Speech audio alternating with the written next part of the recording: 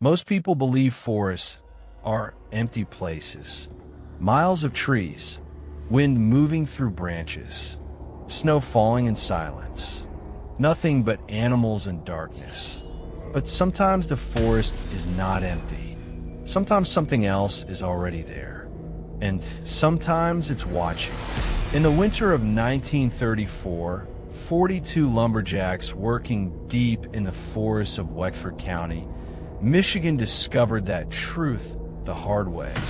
For nearly 2 weeks, something circled their camp, watching them, learning their habits, testing their boundaries.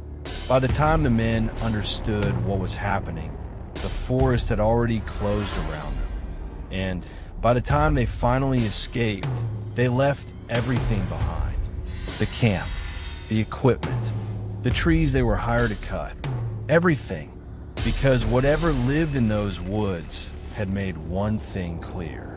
They were not welcome there. I arrived at the Wexford County Lumber Camp during the first week of November. Frozen mud clung to my boots from the long walk in, and the cold had already begun settling deep into the forest. The job was simple on paper. The Great Lakes Timber Company wanted 1,200 acres of white pine cut before spring thaw. They were paying good money, more money than most men had seen in years. The Great Depression had emptied towns all across the country, and work like this didn't come along often. So, when the company started hiring late in the season, men showed up. No questions asked. 42 of us in total. Loggers from Minnesota, Wisconsin, the Upper Peninsula. Men who had spent most of their lives working in forests colder and darker than this one. The camp itself sat in a clearing carved out of the trees years earlier. 3 bunkhouses stood around a cookhouse that never seemed to stop producing smoke. Nearby were equipment sheds, tool racks, and a fenced paddock where the draft horses were kept. Beyond that clearing, the forest stretched endlessly. Pine trees packed so tightly together that the sky often disappeared above them. 8 miles south ran the Manistee River. Beyond that was the nearest town. For hours on foot through thick timber, which meant once you arrived at the camp, you were there. No quick trips back to town. No easy way out. Just trees. Miles and miles of them. The camp boss was Harold Benson, 56 years old.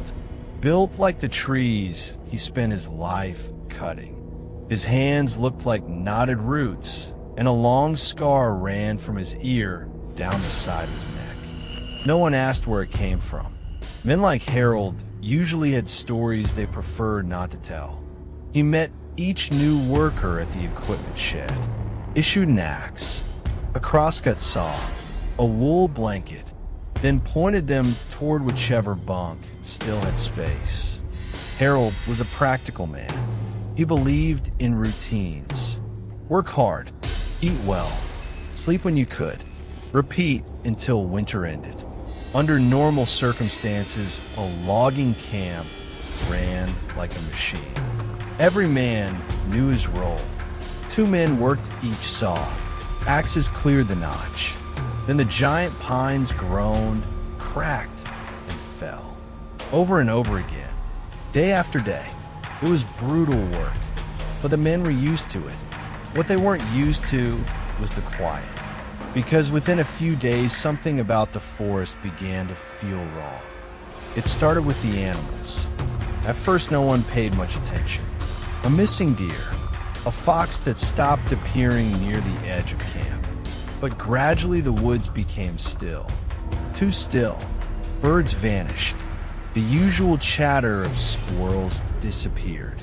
Even the distant cries of coyotes faded away. The forest felt empty. And any woodsman will tell you, when a forest suddenly goes quiet, something has changed. Something the animals understand long before humans do. Leo Watkins was the first man to notice it clearly. Leo worked the night watch. Every lumber camp had one. Someone who stayed awake through the dark hours, watching for fires, watching for wandering animals, watching for drunk workers stumbling into the woods and freezing before morning. Leo had spent years working night watches on cargo ships before the Depression shut most of them down. The darkness never bothered him. The quiet never bothered him. But the sound he heard one night did. It started as a distant howl, low, long, echoing between the trees. At first, Leo thought it was a wolf. But the longer he listened, the stranger it sounded. The pitch was wrong. The rhythm was wrong. Wolves howl in patterns, call and response. This sound didn't follow those rules. It rose and felt like something trying to mimic an animal but failing. The sound continued for several minutes. Then it stopped. Leo swept the tree line with the spotlight mounted on the watch platform. Nothing, just trees and darkness. Still, something about the sound bothered him enough to mention it the next morning. Most of the men ignored it. Wolves sometimes made strange noises. The forest had always been full of things that sounded strange in the night. But Leo didn't forget it, because he had heard something else too. Footsteps, heavy ones, moving slowly through the trees beyond the clearing. At one point, the footsteps stopped, as if whatever was walking out there had paused, listening. A few nights later, two men saw something at the edge of the forest. Frank Doyle had stepped outside the bunkhouse for a cigarette. Another logger had followed him out. They stood near the equipment yard, talking quietly, when Frank noticed a shape among the trees. At first he thought it was just another shadow. Then the shadow moved. It stood just inside the tree line, too tall to be a man, too still to be an animal. The figure remained there for nearly half a minute, watching. Then it disappeared, not running, not stepping back, just gone. Frank didn't say much about it afterward, but word spread anyway. And once it did, men began paying closer attention to the woods around them. The first real sign that something was wrong appeared a few mornings later. A deer lay dead near the cookhouse. At first glance, it looked like any predator kill. But when Harold bent down to inspect it, he immediately told the men to drag it away and bury it. Most of the workers obeyed without question, but a few saw enough to understand why Harold wanted it hidden. The deer's rib cage had been opened, not ripped apart, opened. The organs had been removed and placed on the ground nearby, arranged carefully, deliberately, like pieces laid out by someone who understood anatomy. And the flesh had been torn apart in ways that didn't match teeth or claws.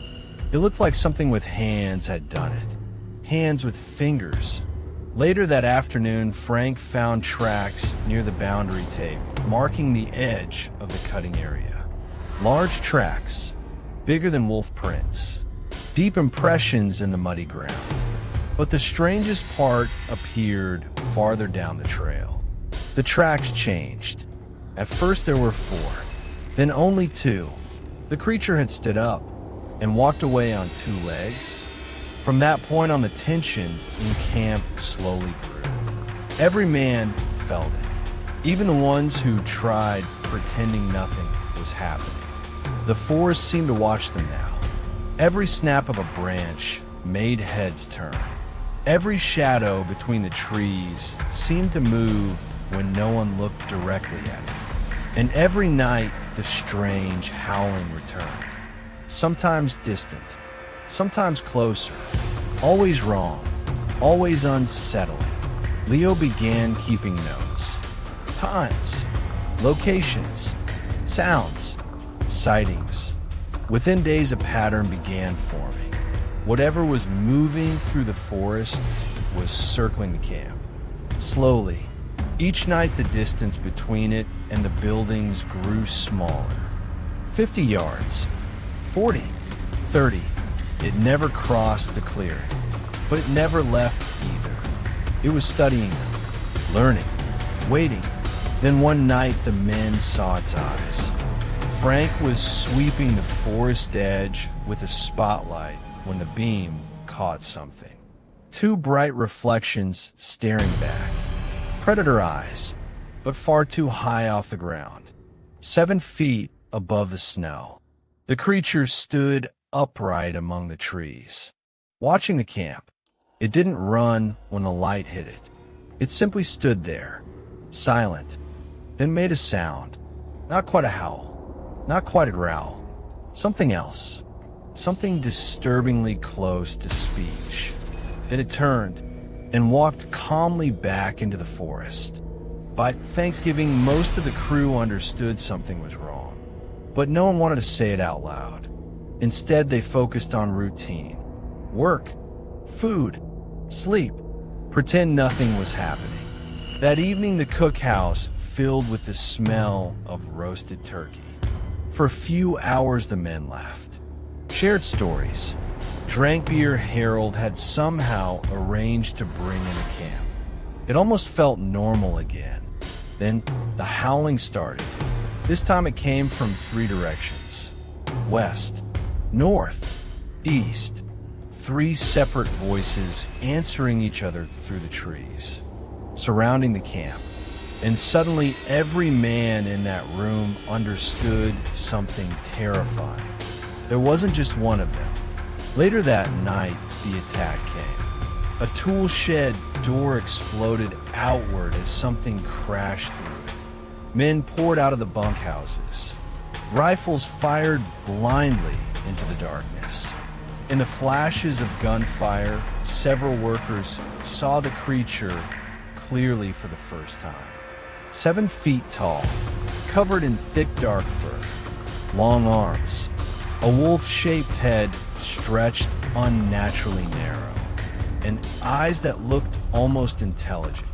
The creature moved incredibly fast, climbing onto the roof of a bunkhouse in seconds, howling directly above the terrified men below.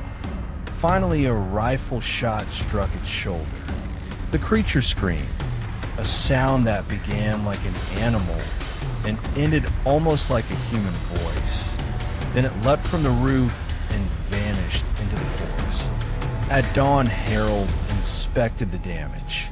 Claw marks carved deep into solid timber. Walls smashed open. Tools scattered across the yard. And blood. Dark blood leading toward the western forest. That was enough. Harold gathered the crew together and made his decision. They were leaving. Immediately, the company would pay every man in full. No arguments. No dilas. The camp was finished. The next morning, 42 lumberjacks walked out of the forest together. A long, silent line of men following the muddy road south. No one spoke much during that walk. No one looked back, because every one of them felt it. The forest watching them leave. The logging company officially closed the Wexford County operation the following year. Public records listed financial losses as the reason, but the men who worked there knew better. They had seen something that did not belong to the modern world. Something ancient, something intelligent, something that had allowed them to stay there until it decided they had stayed long enough. Today, people have a name for that creature, the Michigan Dogman. According to local legends, it appears every 7 years.